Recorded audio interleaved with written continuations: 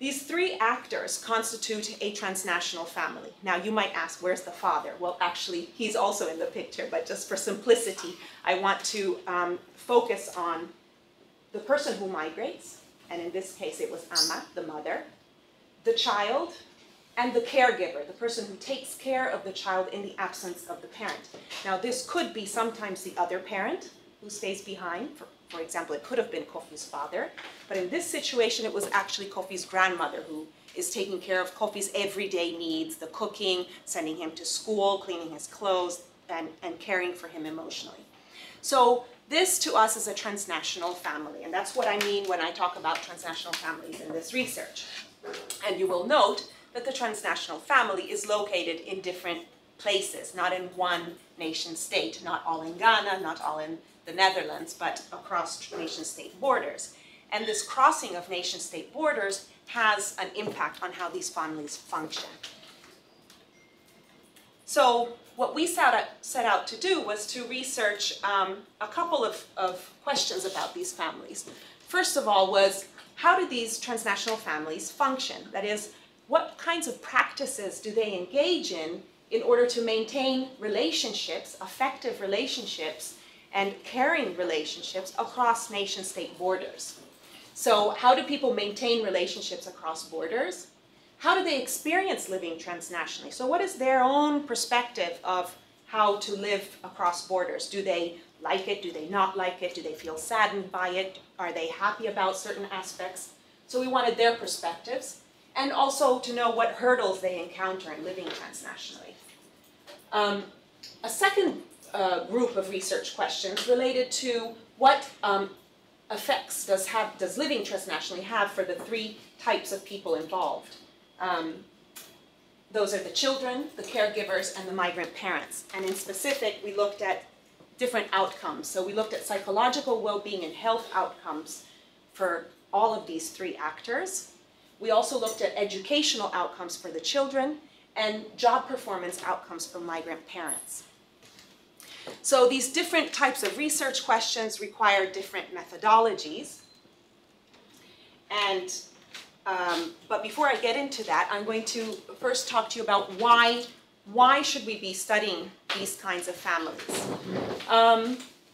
Let me start by telling you where I'm coming from. I was coming from a field of research that's called migration and development. And these is mainly scholars from development studies, that is studies of countries that are in the course of development. So you can think of African countries or Latin American countries, some countries in Asia, etc. And the question here of these studies is, how does migration lead to the development of the countries where migrants come from? And this whole area of research has really been led by the big discovery, especially by the World Bank, who has been so prolific in writing lots of reports on how migrant remittances are extremely important for the development of home countries of migrants. In fact, they have shown that migrant remittances can be much, much greater than the types of development aid that countries receive. So they've been very good at propagating this idea that actually migration can be quite beneficial for the development of countries. And this whole area has really been dominated by a focus on economic outcomes. So are countries developing economically? Are families moving out of poverty by looking at their incomes and at their levels of spending? And this is very much research that is done from the perspective of the migrant sending countries. There's another whole body of research that's more focused on receiving countries, that is, the countries that receive migrants. And this body of literature very much focuses on questions of migration and integration. When migrants move to a new country, are they integrating into that society? Are they finding jobs? Are their children participating in the educational system? Are they performing well, just as well as the autochthonous population? So these studies are looking at it from the perspective of the receiving countries where migrants go to. And here, to the extent that families have been a focus, it doesn't only focus on families, but there have been studies that focus on families. They very much focus on the families living together, family members living together in the receiving country. So they look at parents and the children and whether the children are going to school in Germany, for example, and are they performing as well as German kids. With very little attention on if there's a family member in another country. So there was this lack of academic attention that was bringing these two contexts together. And yet what we saw in the first slide is that transnational families do bring these contexts together by virtue of being a transnational family. You are bringing both sending and receiving contexts together. So this was sort of an artificial dichotomy that academics had created for studying migration. And it was a dichotomy that wasn't very helpful for us to try to understand the dynamics of families that are living across borders. So that's, at the time of the research, when I was writing the research proposal, that's sort of the state in which we were in terms of looking at migration, development, and families. So we set out to do this research looking at a specific type of family, the families of migrants from different African countries going into different European countries. So we focused on Angola, just almost out of the map here, Angolan migrants going to Portugal, as well as to the Netherlands.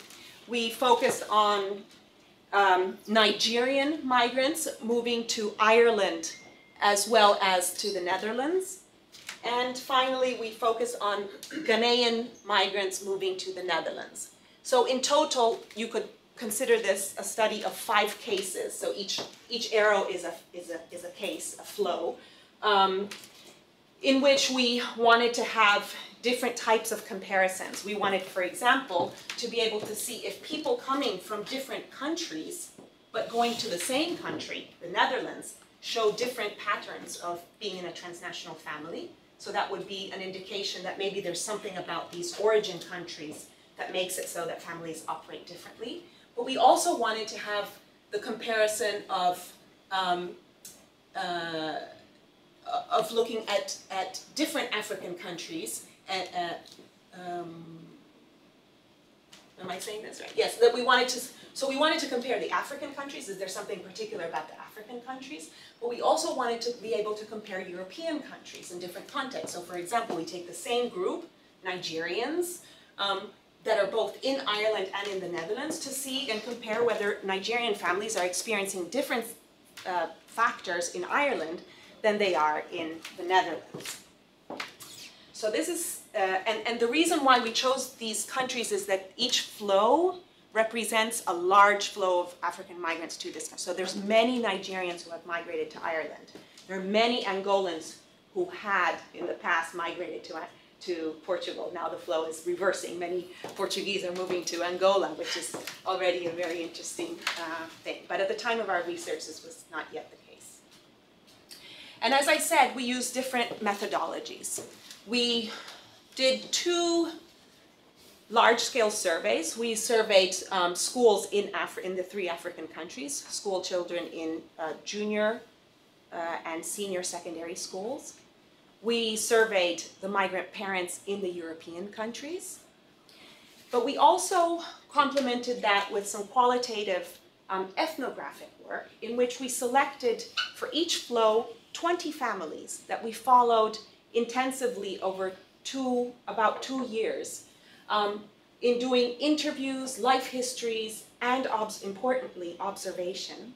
And we did this because we chose one family. We did this in both the African country and the European country. So for example, we would have, and this is what I mean by being so important to work in teams, we would have a researcher based, for example, in Ireland, doing research with a mother, Nigerian mother, but we also had a researcher in Nigeria doing the research with the child of that mother and the caregiver taking care of that child. So we were following the different actors at the same time in the different locations.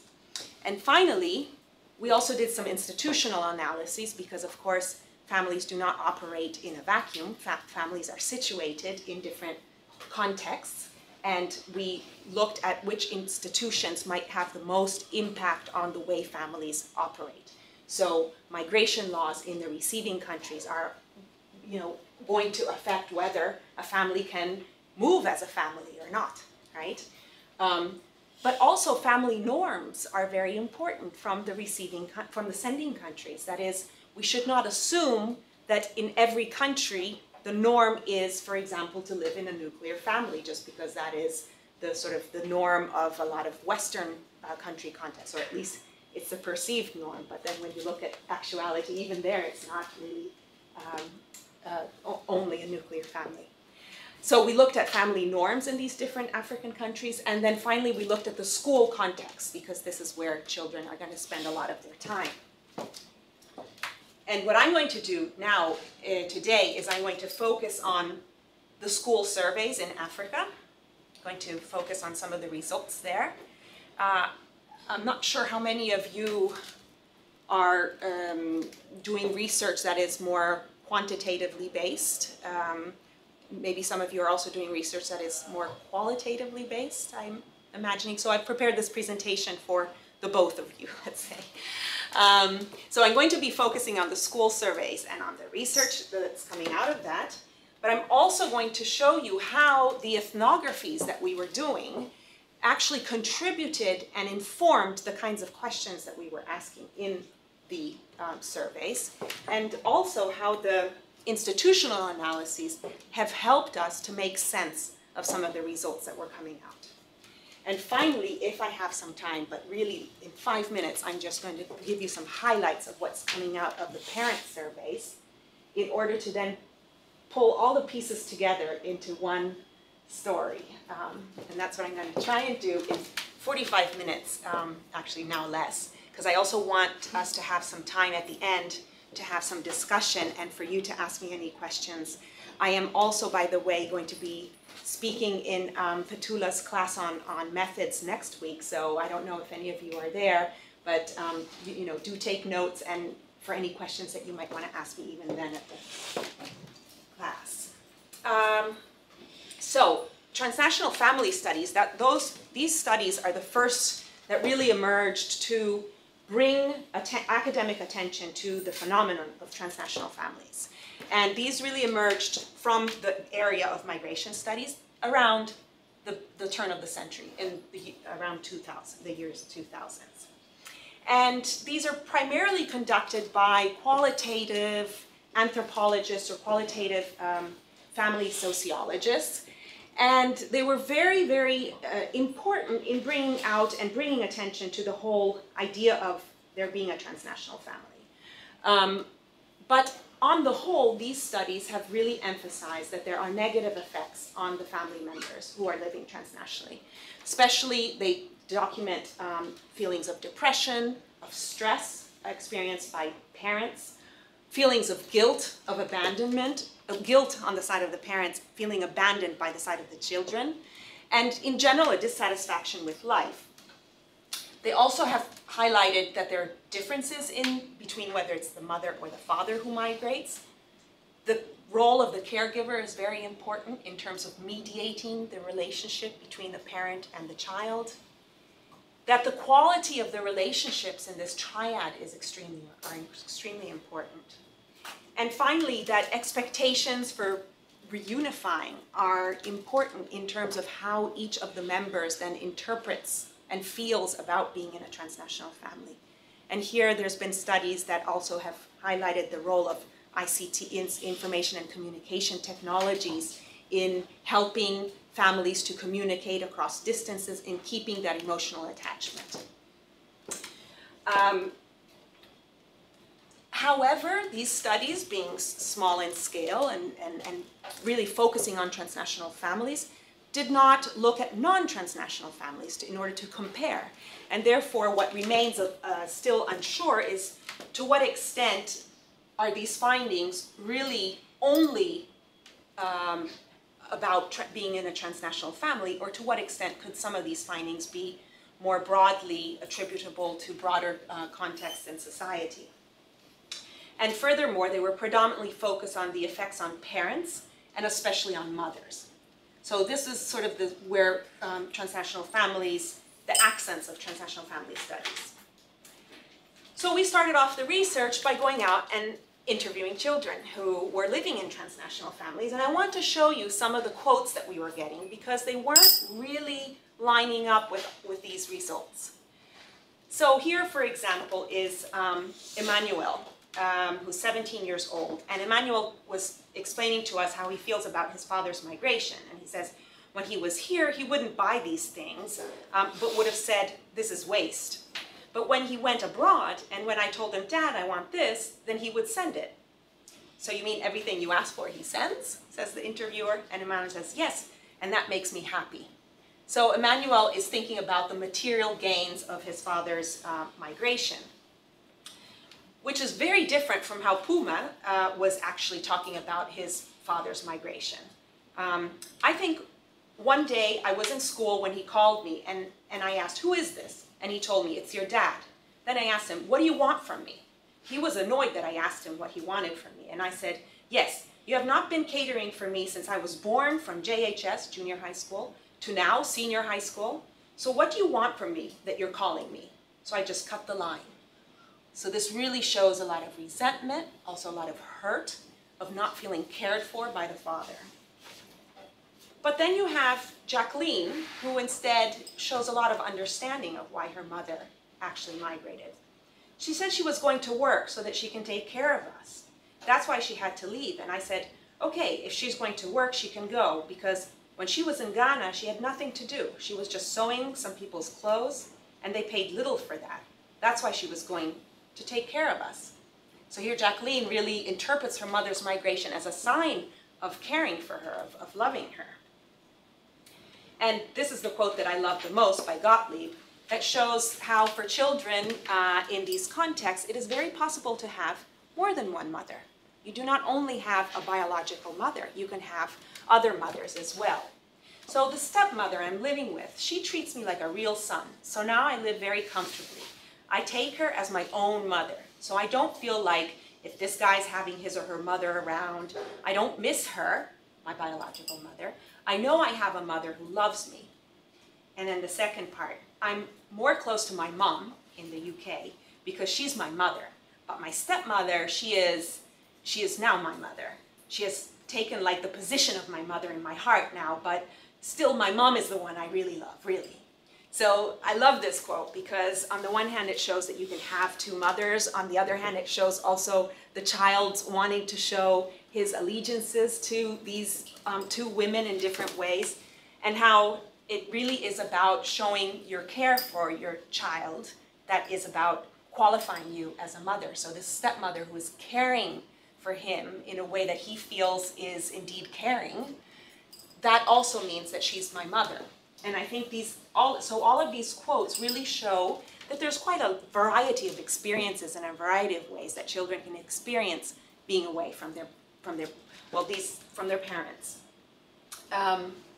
So we set out to then take this a step further. We continued with the qualitative interviews. We continued then especially with doing much more in-depth work with specific families.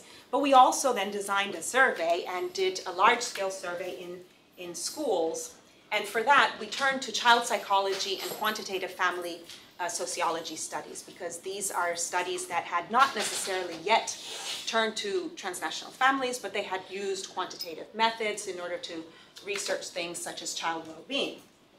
And here, what we find is that the main focus has been primarily on families living together, or when the families are not living together, it's due to separation due to divorce, or to death of a parent, or to some crisis, but not really due to migration. It is as though migrant families and separation between members of migrant families due to migration was not yet really entered into this field of research.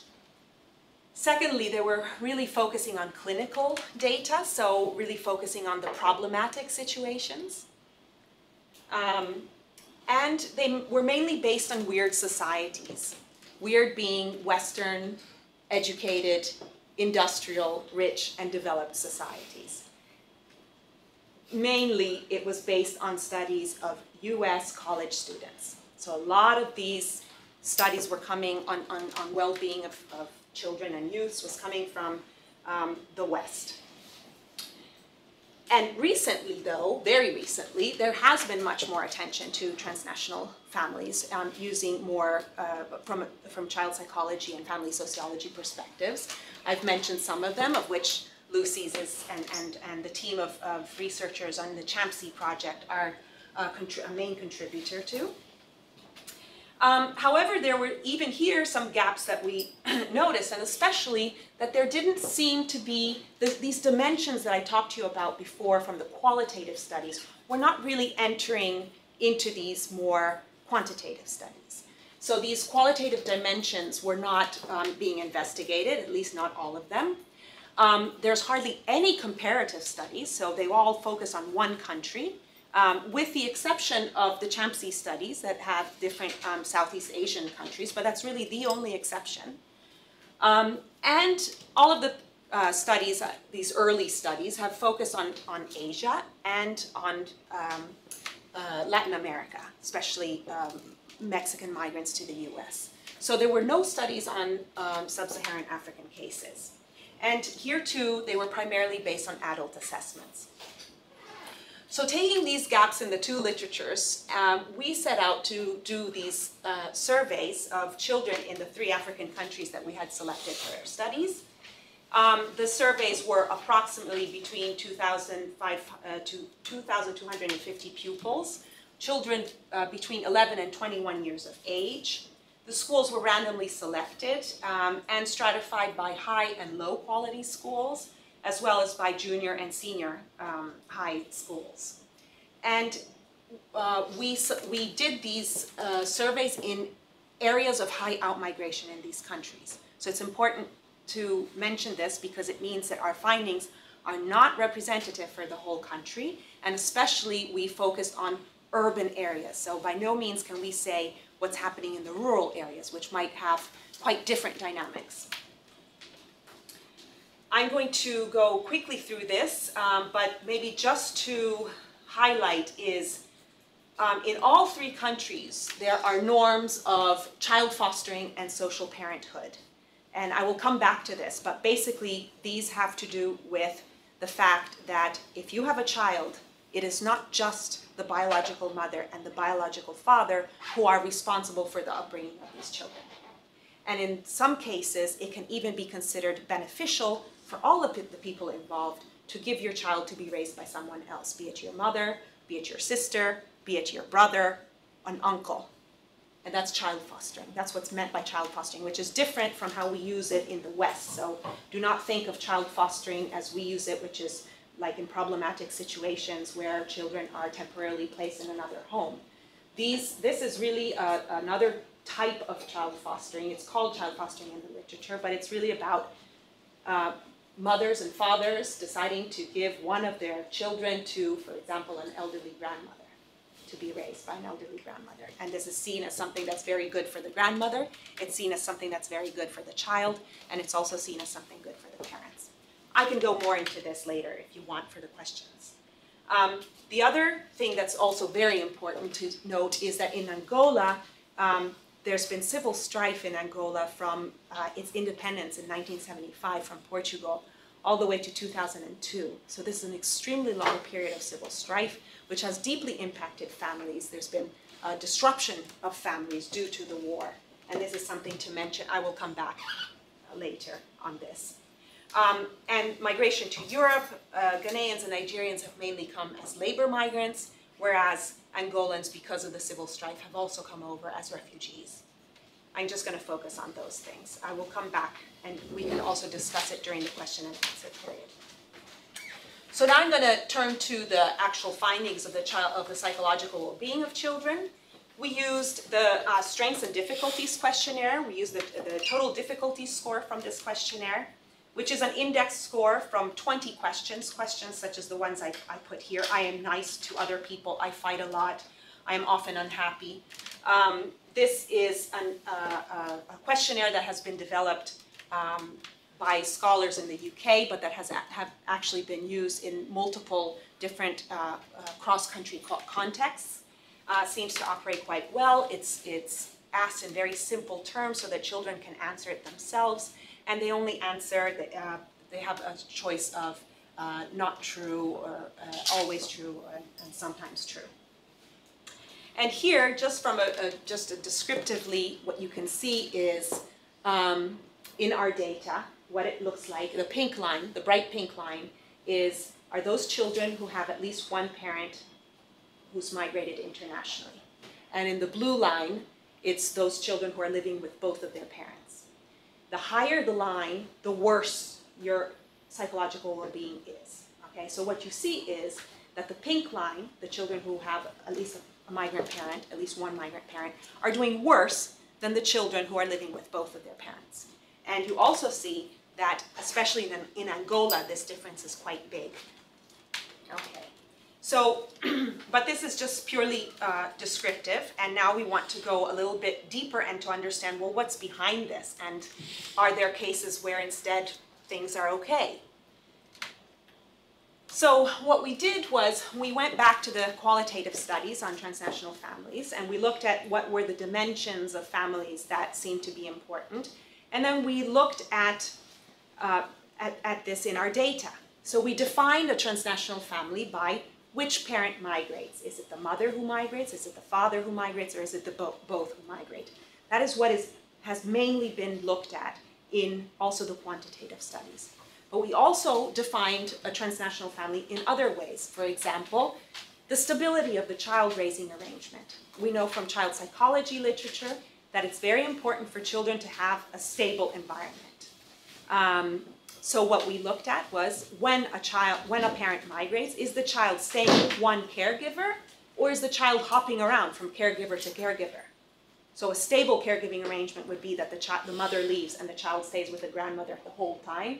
An unstable caregiving arrangement would be that the child goes first to the grandmother, then after a year maybe to an auntie, then after another 2 years maybe to an uncle. That's an unstable caregiving arrangement. So we looked at that. We also looked at who is the caregiver. So not only who is the parent at least, but who's taking care of the child. Does that make a difference? Is it better if the child stays with a grandmother or with an uncle, for example? And finally, where do parents migrate to? And here we did a comparison between if parents would migrate internationally, so outside of the country where they live, or if parents migrated nationally. And this was an important comparison for us to make because in all 3 countries and in many African countries, there's a lot of internal migration, just like in China. So we wanted to compare these 2 types of migration flows.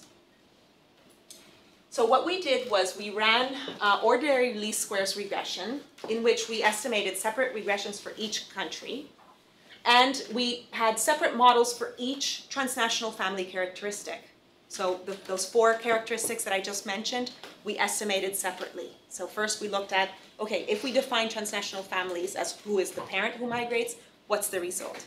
If instead we include a variable of transnational family, but looking not who is the parent that migrates, but looking at the stability of the care, what's the result?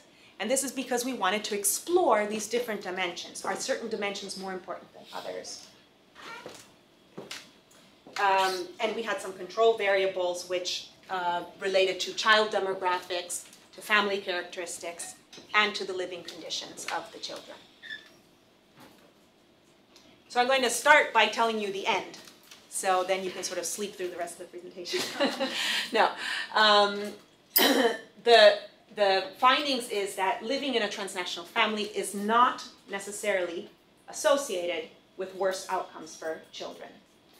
But rather what's important is to look at the specific characteristics of the child-raising arrangement.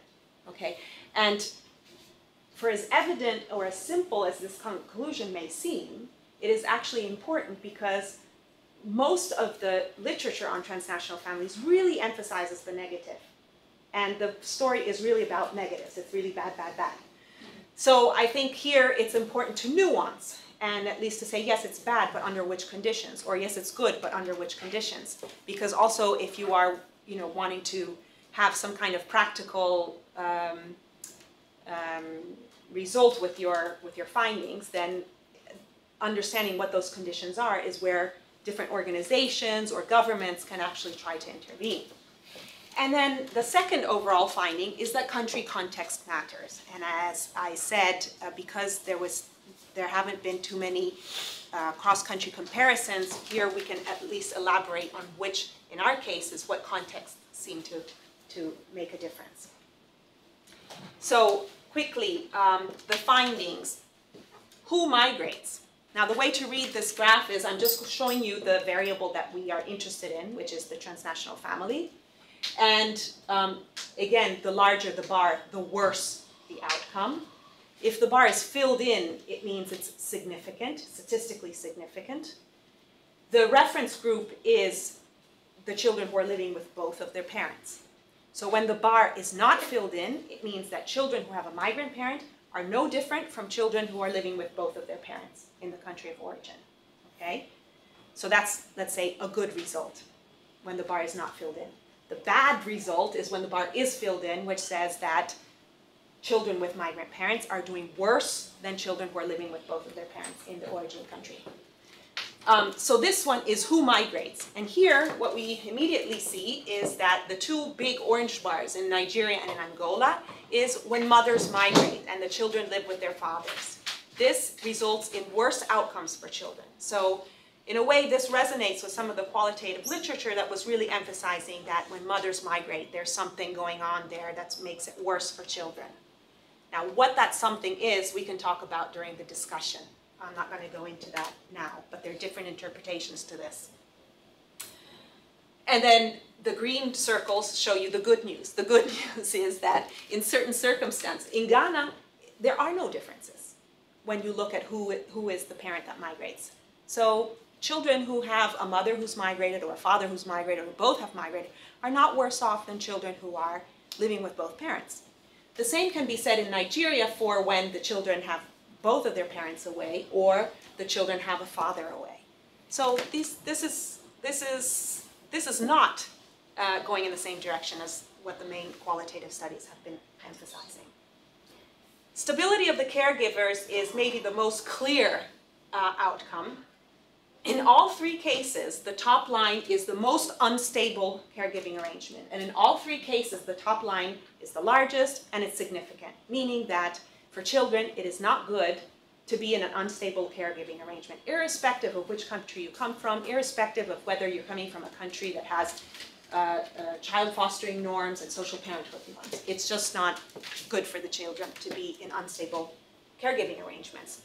But, and here's also the good news, in Ghana and Nigeria, if you have a parent who has migrated but you stay with the same caregiver the whole time, there's no difference between you and children living with both parents. So again, reaffirming this fact that caregiving and stability is very important. Who is the caregiver? I start with the surprising finding. If the caregiver is the other parent, so let's say your mother migrates and you stay with your father. In Nigeria and Angola, this turns out to be not good for the child. Okay, or at least it results in worse outcomes. And certainly in Nigeria, if you see in the other bars, which relate to an aunt or uncle or a grandparent or other, those have no difference. But being with the other parent instead has a negative effect. This was confusing to us because you would expect that if one of your parents leaves, it's still better to be with the other parent. And here's where our ethnographic information really helped us. What we were noticing is, and keep in mind that many of these migrants that we're doing research on are not highly educated migrants who are in the top echelons of employment. They are usually quite struggling in Europe to make ends meet. So that means that they cannot always remit the money that they had expected to do when they had originally started to migrate.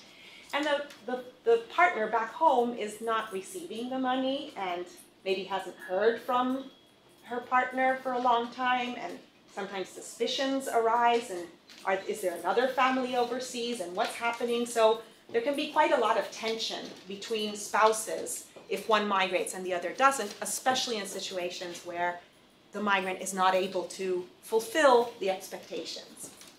So this, we think, is what's helping us to understand these confusing findings. But again, here, the story in Nigeria and in Ghana is that mostly it doesn't matter if you're being taken care of by an uncle or by another parent or by an auntie or a grandparent. And in international versus national, basically the top bar shows that when parents migrate internationally, children are doing worse off. And this is still needs to be fleshed out, what's behind this, but it's important to mention because there's so much of a positive hype around international migration and remittances that we need to sort of look at, okay, but my national remittance may be, national migration may be the better option, at least from the point of view of families. What I've talked about until now are findings at the micro level, meaning dynamics within the family. But there are also findings that relate to the meso level, that is, in each of the different regressions that we ran, having sufficient living conditions and attending better quality schools were, in any case, better for children. And this is important also to realize because these are these contexts in which children are operating and living that do make a difference, and especially it's where it's important for governments to realize, you know, where can they make interventions so that these children of migrant parents are living well. And there are ways, you know, areas about, you know, dealing with poverty and dealing with quality of schools that governments in the sending countries can address. So to conclude, as I said, transnational families is not always associated with negative psychological well-being, but it's important to look at different dimensions. We've seen that there is something about gender and mothers migrating that's important to keep in mind. Stability, if you can ensure stability of the caregiver, it seems that then, you know, migrant parents are okay if they migrate because their children are doing well. Who the caregiver is doesn't seem to make a big difference, at least not in Nigeria and in Ghana. And that the location of where the parent migrates to seems to be important. At the meso level, living conditions and the school system are also important. And now I just want to sort of reflect a little bit on the macro level. So I've gone from micro to meso and macro level. I'm going to address by thinking about the differences between countries that we've found. So there are a couple of comparisons we can make. One is we seem to be finding some different things in the African context than in the what other studies have found in Latin America and in some Southeast Asian contexts.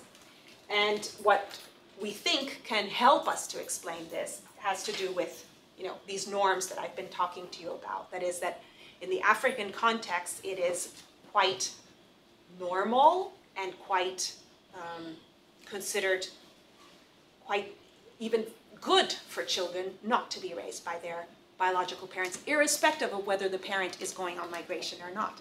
So in this context of normality, of not being raised by your biological parents, then you might not expect that for children to feel that stigma that, for example, has been documented amongst Latin American kids who feel that somehow they're less well off from their counterparts who are being raised by both of their parents. And I just wanted to show you some figures from from larger nationally representative surveys in all of these three countries, and just look at these numbers. So children living with one parent while the other is away, nationally or internationally. In Ghana, nationally, 24% of the children are not living with at least one parent while the other's away. You know, that's a huge amount. That's a quarter of the kids. In Angola, 20%, and in Nigeria, 13%. So that's something that is not even conceivable, I think, to at least our more maybe Western or maybe for you Asian sensibilities.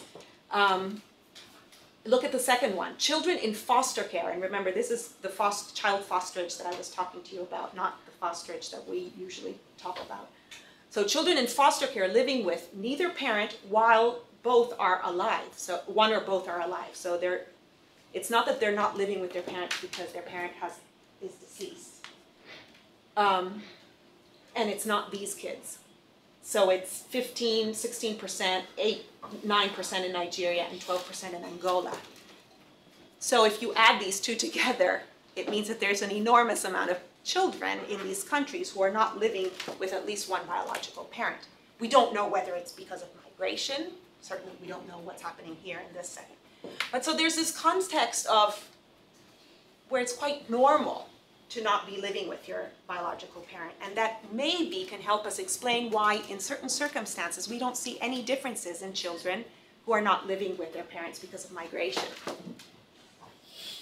So that's one macro level conclusion, well, conclusion and, sort of, we're hypothesizing this kind of explanation. The second is the comparison between the three countries that we've made. And across the board, I think you've realized, and let me just show you, here. These are just the four graphs that I've just shown you. Look, across the board, Angola is always much worse and very significant and much worse than the other two countries. So there's something going on with the Angolan context that is very particular, and we need to try and understand that. And here too, we searched for understandings of this from the more qualitative and institutional studies. And of course, one thing could be, well, maybe Angolans are migrating to countries and occupying sectors in the economy in these countries that doesn't allow them to really remit back home as much as the other. So we've tried to look at that with whatever data is available to us, and there's no support for that. Okay, there's nothing that says that Angolans are remitting back home less than Nigerians or Ghanaians. So it doesn't seem like that's a likely explanation.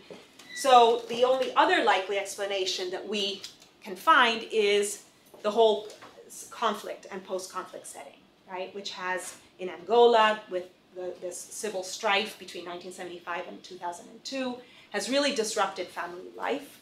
And if you look at the child psychology literature in post-conflict settings, it really emphasizes that children in such settings are all that more vulnerable to shocks in their system. So if you consider that, let's say a parent's migration is a shock to your system, it means that you will react all that more greatly to that shock than a child who hasn't lived in a conflict or post-conflict setting. So for us, this is an important message that the sending country political context, and of course, if we had other cases, it would maybe be economic context, but that's very important to take into consideration. And for European countries where we're, accepting refugees, etc., it becomes very important for us to think carefully about the types of policies we have for refugee families, for children of refugees.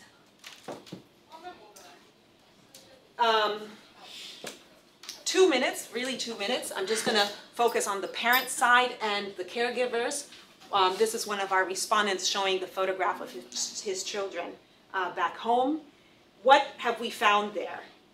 Well, the conditions for a transnational family to function well from the perspective of the parents and the caregivers is that, first of all, they need to have the ability to send back remittances, because that's why they migrated in the first place. They wanted a better future for their children by being able to send money back home. If they're not able to do that, and maybe they're suffering back in Europe, then it really means that, it doesn't make the whole venture worth it. So they feel depressed and they see their life as negative.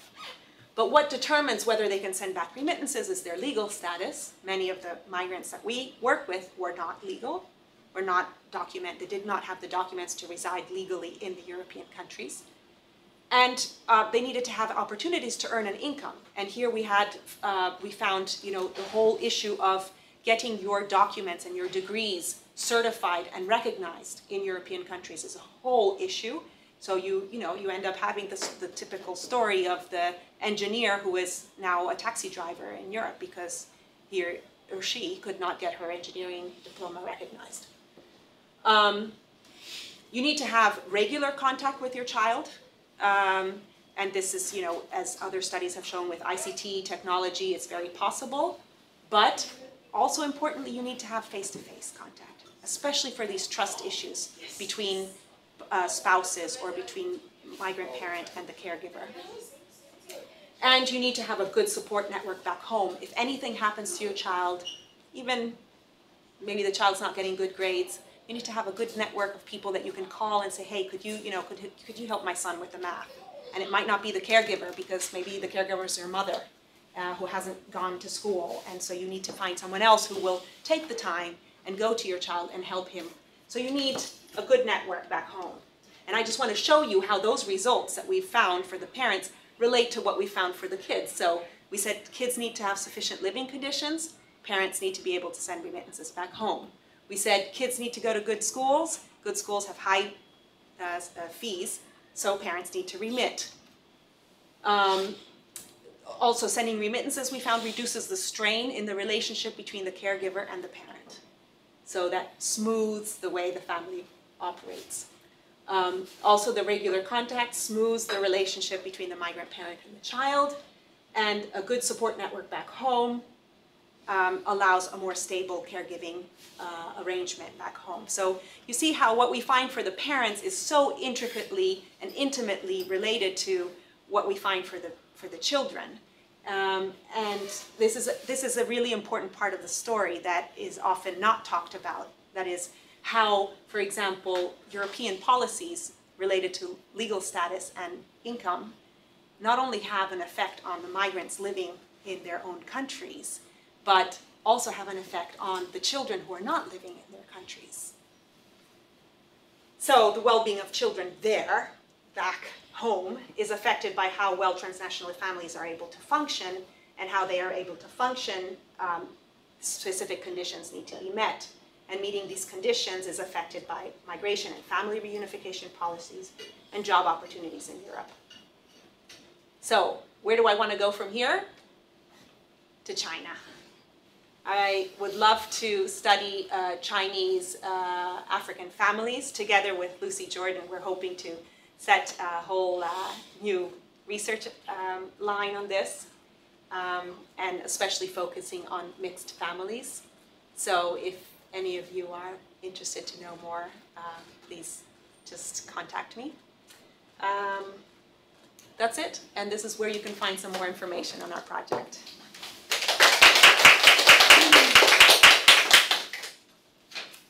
So I guess I'll just moderate my own.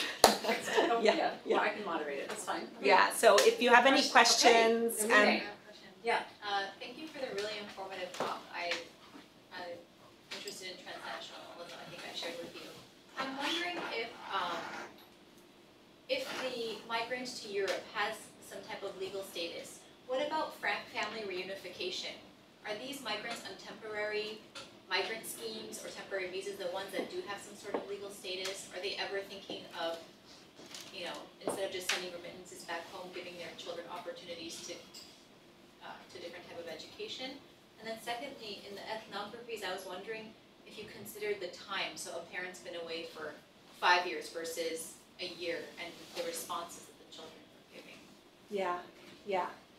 Okay, so your first question about family reunification. Indeed, in all of these European countries that we've studied, Portugal is the most lenient one of the three. It's the one that's most, let's say, welcoming to migrants. The skeptics will also say, yeah, because it's the least rich, and so it's the one that has least to give, so it can be welcoming. But that's what the skeptics say. And the Netherlands is the most restricted, although in recent years, Ireland has become also very restricted. But all of them have family reunification policies, allowing families to reunify. However, and this comes out from the ethnographies, even when you are a legal migrant, it's very difficult to actually be reunified with your family. First, for example, the Netherlands had this requirement of showing an effective family bond. You will ask me, what is an effective family bond? Right? So they had all sorts of very improvised ways that the people on the ground who actually had to decide and determine this would use to determine this. So for example, you had to show your photographs with your child, you have to show some kind of contact that you've had with your child, and how do you show contact via Skype? Are you supposed to have like a screenshot? So there were all sorts of very vague ambiguities. Also, because a lot of many people who are documented today have undergone a period of not being documented. So the period that they've actually been separated from their children has been quite long, which made it quite easy for immigration and naturalization people to argue, well, you've been separated from your child for so long now that this is no longer an effective family bond. So all sorts of complications. That's on one side. The other thing that that the ethnographies have shown is that even when parents have the possibility of bringing them, it really depends on their assessment of the country where they're living, of whether they want to bring their children. So again, I'm talking about the Netherlands because that's the case I know best. In the Netherlands, we speak Dutch. I say we, but I had to learn it myself, and let me tell you, it's one of the most difficult languages that I've ever had to learn. It's really a difficult language. So some migrants who are coming from countries where the educational system is either in Portuguese or in English do not prefer their children to come to a country where the educational system is in Dutch, and the children would have to learn a new language, would incur 1 or 2 years of delay in their education. So they actually make the conscious choice of keeping their children there. But with the problem that you are officially a child of your parents until you're 18 in all of these countries. And therefore, once the child becomes 18, you no longer qualify for family reunification. So then you have this scramble of parents to, even when they prefer their child to be at home, to reunify with them. And that is another whole bunch of can of worms. But so that's why you have, even in situations of migrants who are legal, situations where they're living in transnational families.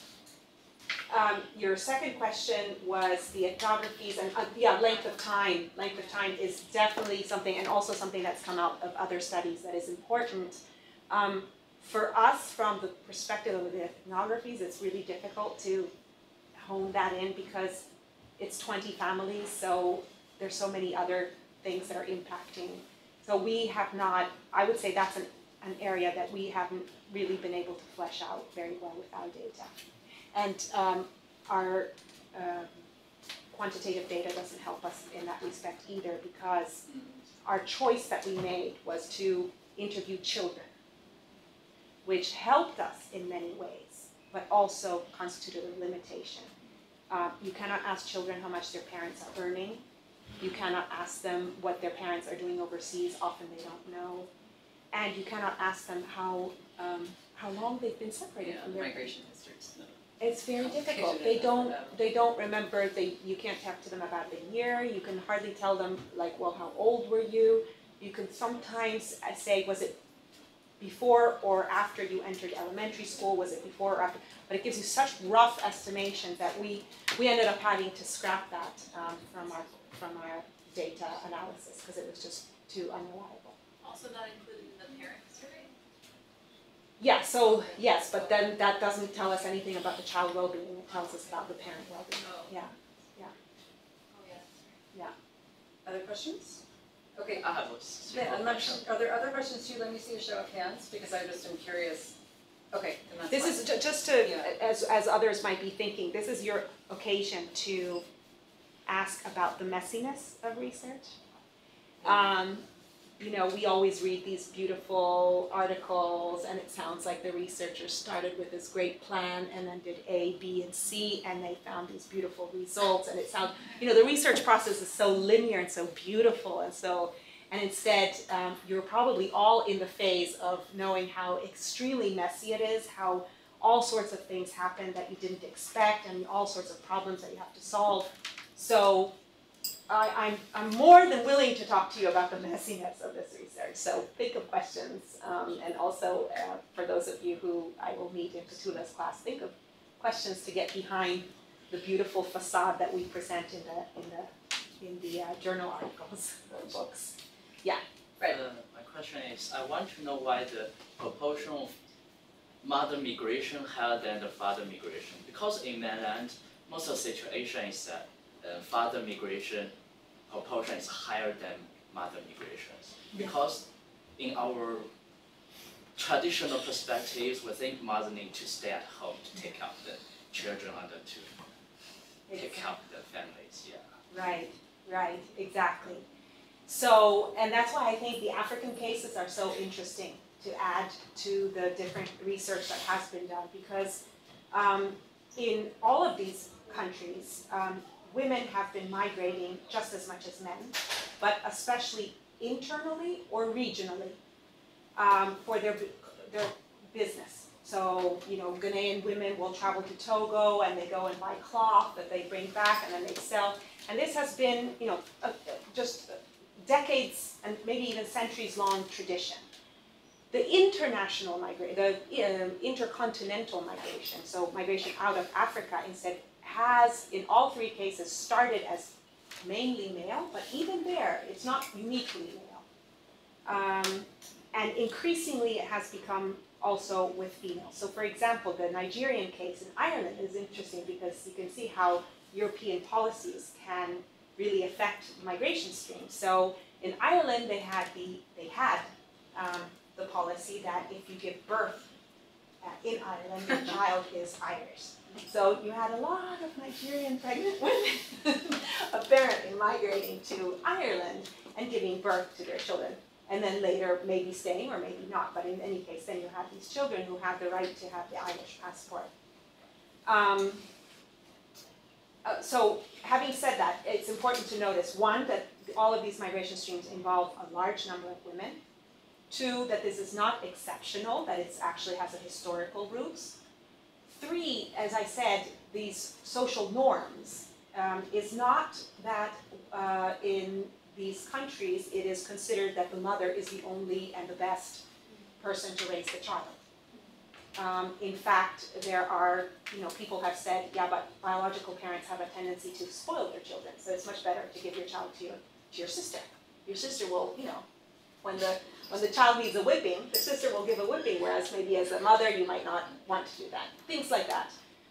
But there's all sorts of other reasons for doing it. So giving a child to your mother, for example, is a way for the mother to also have someone to care for her. So it's sort of a reciprocal relationship. That's why you have a lot of women migrating, and that's why we also, even in the ethnographies, we did not pick up sense of guilt or sense amongst the women, sense that I'm not being a good mother. That, you know, in these interviews, which instead has been documented amongst Latin American mothers who feel, and they use very much this Christian, you know, Southeast Asia too. in Southeast Asia, I feel like I'm not being a good mother, I'm not there for my child, I'm not there to give them the emotional support, etc. We did not pick this up amongst the women that we interviewed in Europe. But then you may say, but you showed us that when women migrate, the kids are doing worse, at least in Nigeria and in Angola, you remember.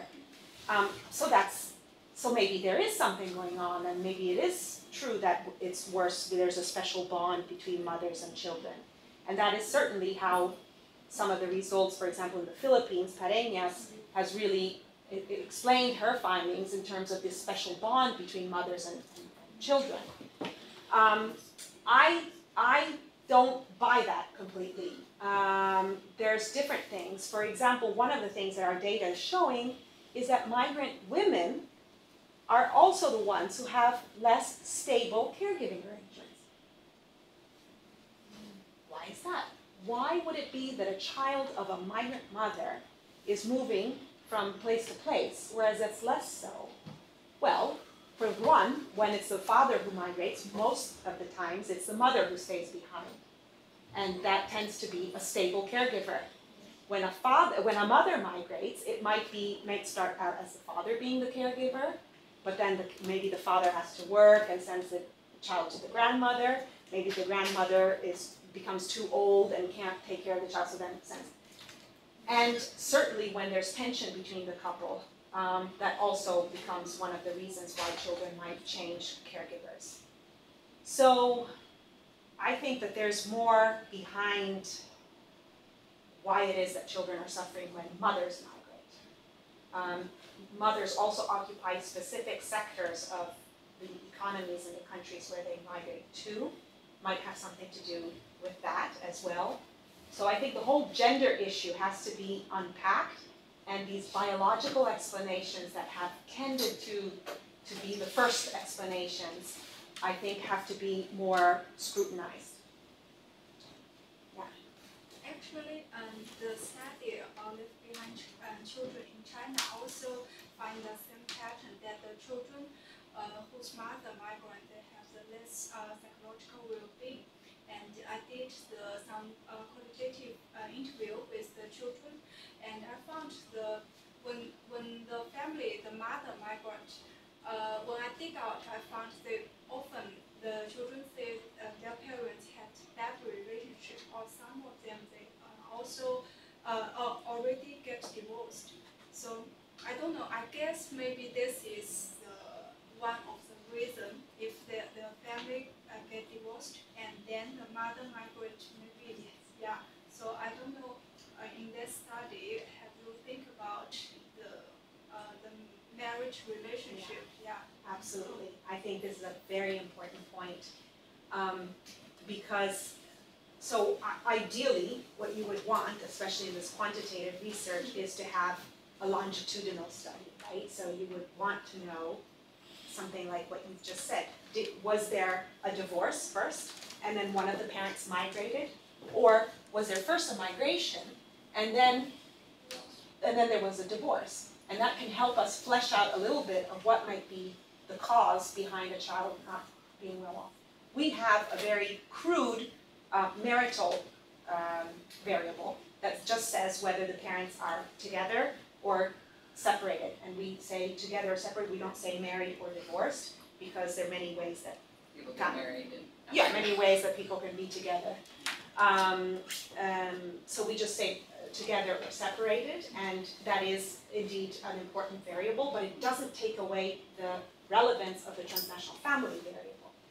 But this is a very crude way of measuring it, and I think a longitudinal study would be the most interesting. The other studies that I've done with other data sets have actually shown that when it's a female-only migration, there's a higher risk of divorce. When it's only the male who migrates, there's less risk of divorce. When it's only the female who migrates, there's more risk of divorce. And when it's both who migrate, there's also less risk of divorce. So it's really the female migrant that seems to be the problematic situation. But indeed, we don't know yet what's first. Is it the migration that came first and then divorce, or is it that there was already some problems in the family and that maybe the woman migrated as a way to, leave this problematic situation? But that's why it's so important to take this indeed into consideration when we talk about migration, because we too easily tend to say, oh, there's all these problems due to migration. Right. But it might be that all these problems are due to divorce or to marital conflict, and especially in societies where women don't have the liberty to divorce and then continue to have let's say a living and and it not be shunned upon. Migration can really be a way for them to exit these situations. Yeah. Well, let's, I guess I'll just wrap up by saying that, I think exactly what Professor Mazzacuto is pointing out is this thing about, it's really, we shouldn't be looking at migration and X. We need to be looking at what are the characteristics, what are the, the kind of, the details about the migration experience or the relationships in the families, or what we're looking at in these countries, kind of the complexities around it, because we know that there's a relationship in different sort of ways, but we don't really know why, or what exactly it's about, and to keep sort of pushing the field forward in that way.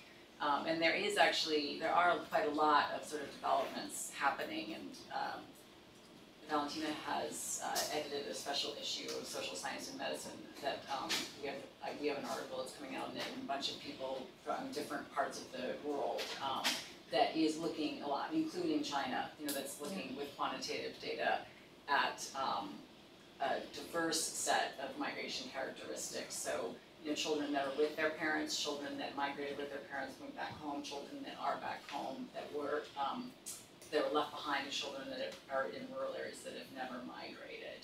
And, so it's kind of like, we are, beginning to kind of develop and unpack these things in the global literature. Yeah. But let's. And it's out now. I mean, you can get it on DOI, so that you. Oh, really? Yeah. I guess that was that email you sent. I saw it, but I didn't I was like, oh, there's that email. Yeah. So feel free to go. It's Social Science and Medicine, and you can access all of the articles, and they are from Latin America, from Southeast Asia, from China, and from Africa. So it's actually quite interesting to see the differences from the different contexts. Yeah, I'm looking at that. So let's thank you very much for. And if you didn't sign in and you're an RPG and you want to sign in, please do that. You're not an RPG in our department. Not aware of it.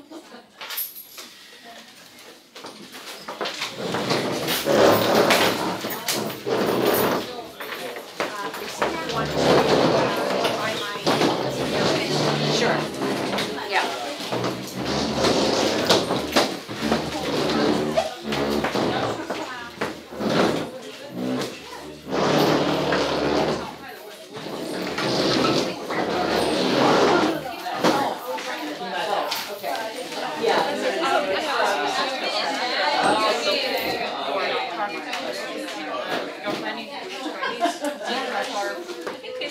They were small groups, but how do you identify these?